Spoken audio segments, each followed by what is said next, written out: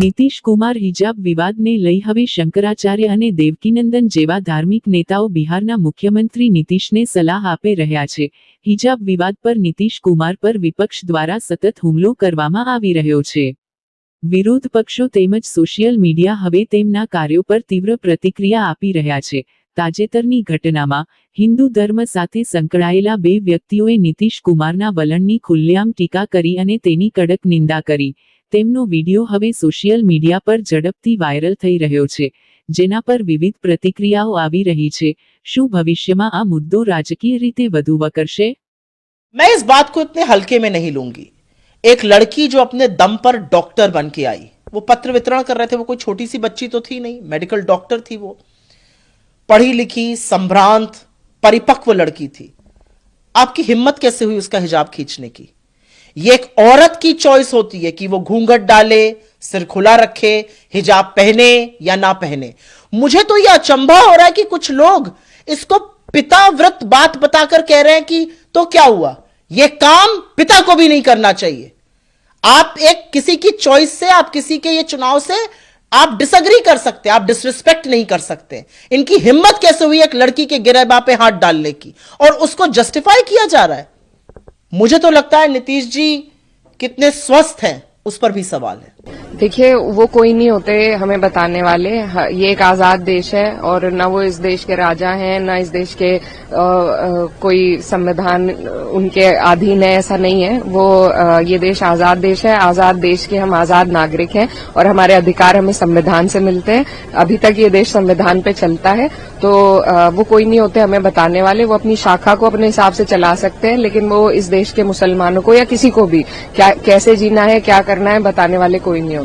लेकिन दूसरी तरफ जिस तरह से नीतीश कुमार ने एक महिला को अपॉइंटमेंट लेटर दे रहे थे और बुर्का उनका हटाया, हिजाब हटाया, ये और इस पर इसको भी समर्थन कर रहे हैं केंद्रीय मंत्री गिरिराज सिंह।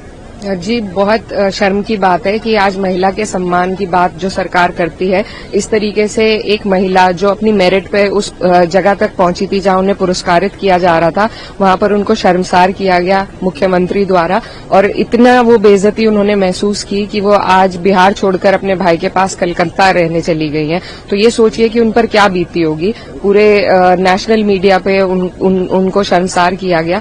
तो ये बहुत बड़ी एक घटना है और इसकी हम कड़े से कड़े शब्दों में निंदा करते हैं। ये it is not acceptable and it is not forgivable.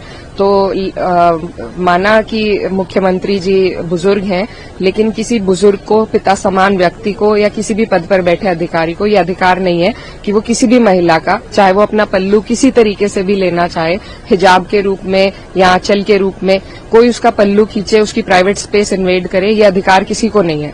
तो मुख्यमंत्री जी से हमारी मांग है कि वो सार्वजनिक रूप से उस महिला से माफी मांगे और उनकी जो गरिमा है उसको दोबारा से स्थापित किया जाए। और अगर वो स्वस्थ नहीं है तो ये हम सब के लिए बहुत बड़ी एक सोचने की बात है। क्योंकि मुख्यमंत्री हैं तो उनका इस तरह का उन्हें ध्यान रखना चाहिए, बस ध्यान रखना चाहिए। और उसके पीछे जो लोग खड़े हैं, वीडियो देखते हैं, तो वो भी कोई इस तरह की बात नहीं करना जिससे कि मना किया जाए। अगर क्योंकि उस उम्र में अगर कोई साथ रहे, हेल्पर रहे, तो रोक सकता है, समझा सकता है। तो मैं समझता हूँ उनके साथ कोई एक ऐसा सहयोगी रहे जो उन्हें समय समय में समझाता रहे। आपको क्या लगता है कि मानसिक स्थिति ठीक है? नहीं, मैं ये बात नहीं कहता हूँ। हर उम्र में, उस उम्र पे हमें आप सबको गुजरना है। एक उम्र के बाद हमें सबको उसी से गुजरना है। क्योंकि लोग ये कहते हैं, कई धर्म ये कहते हैं कि जैसे जमीन पे आप आए हो वैसे ही वापस ले जाओगे।